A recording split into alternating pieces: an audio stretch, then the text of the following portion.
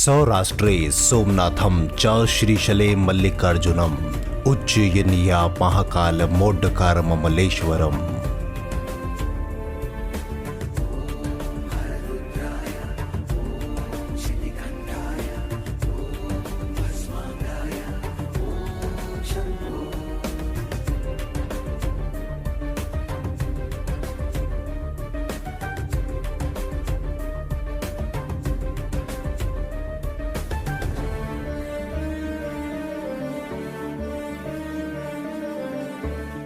दुनिया की बुराइयों से मैं दूर रहती हूँ क्योंकि मैं ओमकारेश्वर की भक्ति में चूर रहती हूँ।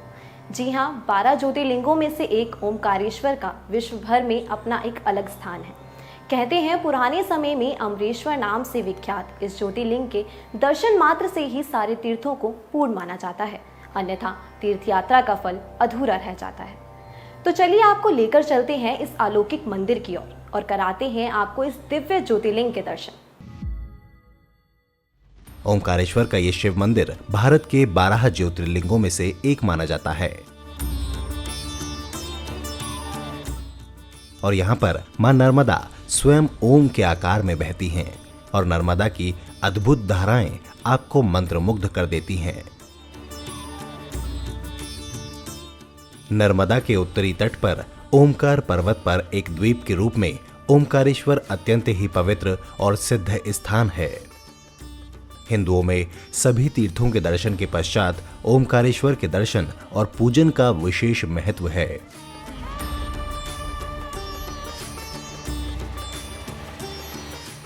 तीर्थयात्री सभी तीर्थों का जल लाकर ओमकारेश्वर में अर्पित करते हैं।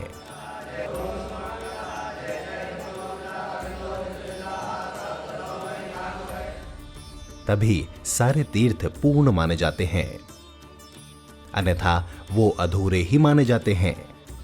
12 ज्योतिर्लिंग में भी उल्लेखित इस ज्योतिर्लिंग का प्राचीन नाम अमरेश्वर महादेव था। ओमकारेश्वर ज्योतिर्लिंग परिसर एक 5 मंजिला इमारत है, जिसकी प्रथम मंजिल पर भगवान महाकालेश्वर का मंदिर है, तीसरी मंजिल पर सिद्धनाथ महादेव, चौथी मंजिल पर गुप्तेश्वर महादेव और 5वीं मंजिल पर राजेश्वर महादेव का मंदिर है। ओमकारेश्वर मंदिर के सभा मंडप में 60 बड़े स्तंभ हैं, जो कि 15 फीट ऊंचे हैं। तीसरी, चौथी और 5वीं मंजिलों पर स्थित लिंगों के ऊपर स्थित छतों पर अष्टभुजाकार आकृतियां बनी हुई हैं, जो एक दूसरे से गुंथी हुई हैं।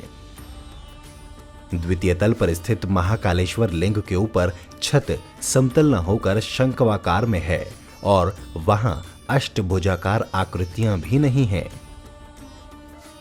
प्रथम और द्वितीय तलों के शिवलिंगों के प्रांगणों में नंदी की मूर्तियां स्थापित हैं। तृतीय तल के प्रांगण में नंदी की मूर्ति नहीं है। यह प्रांगण केवल खुली छत के रूप में है।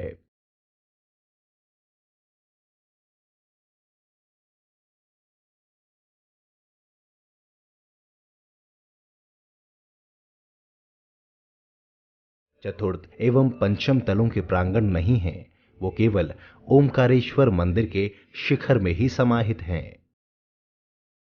प्रथम तल पर जो नंदी की मूर्ति है, उसकी हनु के नीचे एक स्तंभ दिखाई देता है। ऐसा स्तंभ नंदी की अन्य मूर्तियों में विरल ही पाया जाता है। परिसर में ही ओमकारेश्वर ज्योतिर्लिंग ट्रस्ट का कार्यालय है, जो समस्त प्रबंध भी करता है। श्री ओमकारेश्वर ज्योतिर्लिंग में साधारण दिनों में 5 से 10 हज़ार तक श्रद्धालुओं का आगमन रहता है और पर्वों पे 1 लाख तक श्रद्धालु दर्शन हेतु आते हैं। उन दर्शन हेतु आने के उपरांत उनको अधिक से अधिक दर्शन सुलभ तरीके से हो जाए और एवं अन्य व्यवस्थाएं भी की जाती है। सुरक्षा के हिसाब से मंदिर में क्लोज सर्किट टीवी, कैमरा और आदि की भी व्यवस्था रहती है और सुलभ दर्शन हेतु जितने भी यात्रियों को अधिक से अधिक वो मिल जाए, उसकी पूरी व्यवस्था की जाती है। हमने श्रावण के लिए यहाँ पर विशेष व्यवस्थाएं की है, क्योंकि सावन हमारे यहाँ ओमकारेश्वर ज्योतिर्लिंग में सावन 1.5 महीना चलता है। 1 महीना ये चलता है और 15 दिन महाराष्ट्र का चलता है। ये इस तरीके से कुल 1.5 महीने तक यहाँ सावन चलता है और सावन में बहुत भीड़ होती है। उस भीड़ को कंट्रोल करने के लिए अभी ये नया जो झिकझैक बना हुआ है उसमें हम लोग पब्लिक को इधर से डाइवर्ट करके और दोनों तरफ से व्यवस्था करवा रहे हैं और आगे से भी वो कर दिया है और वीआईपी उधर पे चालू है। और शनिवार रविवार और सोमवार के दिन पंडों पे प्रतिबंध लगा दिया है, वहाँ पंडे नहीं जाते हैं, सिर्फ यात्री ही दर्शन करने के लिए जाते हैं। मध्ययुगीन काल में मंधाता ओमकारेश्वर पर धार के परमार, मालवा के सुल्तान, ग्वालियर के सिंधिया जैसे तत्कालीन शासकों का शासन रहा और फिर अंत में ये 1894 में अंग्रेजों के अधीन हो गया। कहते हैं कि आधिपत्य के तहत आदिवासी भील सरदार नत्थू भील का तब शासन था और दरियाव गोसाई ने अपने आधिपत्य के लिए जयपुर के राजा का दरवाजा खटखटाया। राजा ने मालवा की सीमा पर अपने भाई भरत सिंह चौहान, जो कि झालरापाटन के सूबेदार थे, उन्हें भेजा है। अंत में पूरे संघर्ष का अंत भरत सिंह चौहान की शादी नत्थू भील की ही बेटी के साथ होने पर हुआ और कहते हैं कि राजपूत सहयोगियों की भी अन्य भी लड़कियों से उस दौरान शादी हो गई थी। भरत सिंह चौहान के वंशजों का ओमकारेश्वर में राज रहा। भरत सिंह चौहान के भावी वंशज राजपूत कहलाते हैं। भगवान भोलेनाथ की 32 सालों से हम लोग सेवा, पीढ़ियों से बाबा की सेवा करते आ रहे हैं। भगवान भोले की भक्ति से सराबोर तो आप हो ही चुके होंगे। ज्योतिर्लिंग के दर्शन से आपको तृप्ति जरूर मिली होगी, लेकिन इस ज्योतिर्लिंग तक पहुंचने का मार्ग क्या है, आइए आपको उससे भी रूबरू करवाते हैं। भगवान के महाभक्त अम्बरीश और मुचुकुंद के पिता सूर्यवंशी राजा मानधाता ने इस स्थान पर कठोर तपस्या कर भगवान शंकर को प्रसन्न किया था।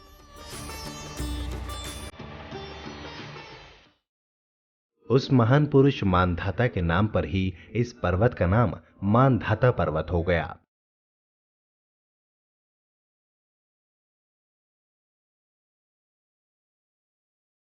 ओमकारेश्वर लिंग किसी मनुष्य के द्वारा गढ़ा, तराशा या बनाया हुआ नहीं है, बल्कि यह प्राकृतिक शिवलिंग है।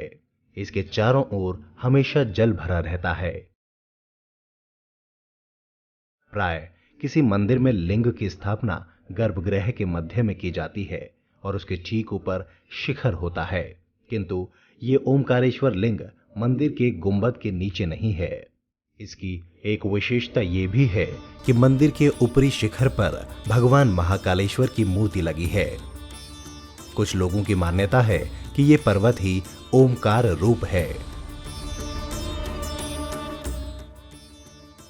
वहीं अगर ओमकारेश्वर में ओमकार पर्वत के परिक्रमा की पथ की बात करते हैं तो ये लगभग 7 किलोमीटर लंबा है। यहां कई नए घाटों का भी निर्माण किया गया है और यहीं पर कल कल बहती नर्मदा में नौका विहार कर आप ज्योतिर्लिंग के आसपास और खुद मंदिर के दुर्लभ दृश्यों से अभिभूत हो जाएंगे।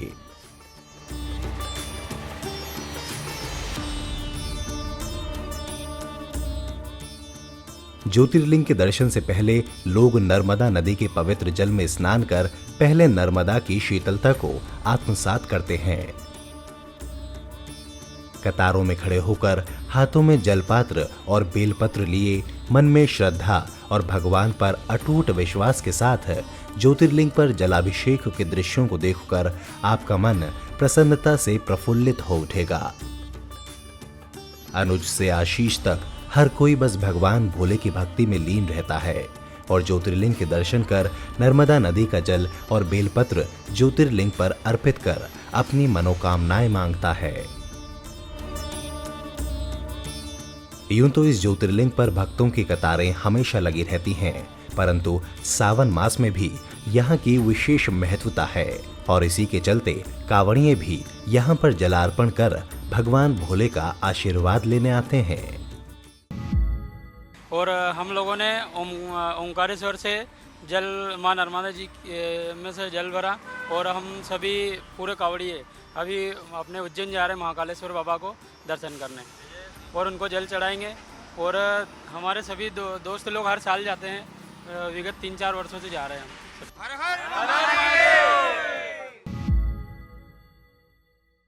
हर अगर आप वायु मार्ग से यहाँ पहुँचना चाहते हैं तो यहाँ इंदौर में समीपस्थ हवाई अड्डा है जो ज्योतिर्लिंग से लगभग 75 किलोमीटर दूर है। वहीं रेल मार्ग की बात करें तो खंडवा तक रेल और उसके बाद आप प्राइवेट कार या टैक्सी द्वारा मंदिर के दर्शन हेतु प्रस्थान कर सकते हैं।